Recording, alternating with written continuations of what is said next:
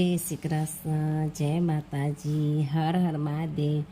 આજે આપણે રાંધણ છઠનું મહત્ત્વ તથા ચૂલો ઠારવાનું મુહૂર્ત એના વિશે જોશું। શ્રાવણ વદ 5 અને શનિવાર 24 ઓગસ્ટના દિવસે રાંધણ છઠ થાય છે।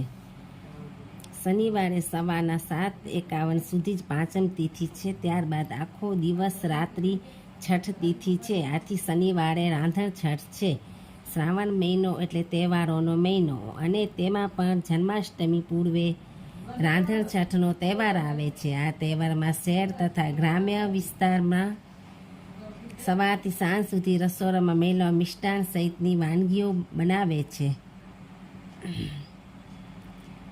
સવારથી સાંજ સુધી રસોડામાં મહિલાઓ મિષ્ટાન સહિતની વાનગીઓ રસોઈઓ બધું બનાવે છે અને ચૂલો ઠારવાની પરંપરા નિભાવે છે। રાંધણ છઠના તહેવાર શીતળા સાતમને અનુલક્ષીને રાખવામાં આવે છે। સાતમના દિવસે રસોઈ બનાવવામાં આવતી નથી, આથી મહિલાઓ છઠના દિવસે ઘણી બધી રસોઈ મિષ્ટાન ફરસાણ બધું બનાવે છે અને પછી રસોઈમાંથી ફ્રી થઈ જાય એટલે ચૂલાનું પૂજન કરે છે। ચૂલાનું પૂજન અત્યારના જમાના પ્રમાણે જૂના ચૂલા કે સગડી કોઈ પણ ઘરે હોતા નથી, આથી આધુનિક ગેસના ચૂલાનું પણ પૂજન કરી શકાય છે। રાંધણ છઠના દિવસે બધી રસોઈ બનાવી રાત્રે ચૂલો ઠારી બંધ કરી તેના પર ફૂલની માળા, રૂના નાગલા, ચુંદડી, કંકુ, ચોખા, ચંદન, અબીલ, ગુલાલથી પૂજન કરવું, આમ ચૂલાનું પૂજન કરવું। ઘણી જગ્યાએ ચૂલો ઠાર્યા પછી તેના ઉપર આંબાની દાળ પણ મૂકે છે, ઘણા આસોપલવના પાંદડા મૂકે છે, ધ્રો મૂકે છે।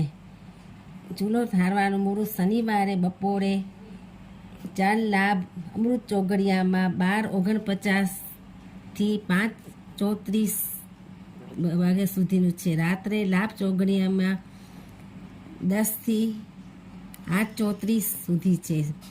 પછી રાત્રે બીજો મુહૂર્ત શુભ ચોઘડિયામાં 10 થી 11:24 સુધીનું છે।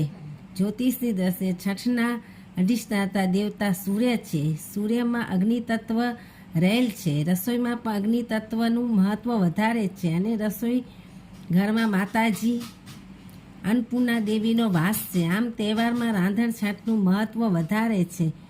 રાંધણ છઠના દિવસે બનાવેલી વાનગી સ્વાદિષ્ટ હોય છે અને અતિ મધુર લાગે છે। જય શ્રી કૃષ્ણ, જય માતાજી, હર હર મહાદેવ। જય શ્રી કૃષ્ણ, જય માતાજી, હર હર મહાદેવ। તમને એવી જ કથા વાર્તાઓ ધાર્મિક કંઈ પણ સાંભળવું હોય તો મારી ચેનલને લાઈક કરો, શેર કરો, સબસ્ક્રાઈબ કરો અને આગળ નવી કંઈ કથાઓ કે સાંભળવી હોય તો કમેન્ટ કરો। હર હર મહાદેવ।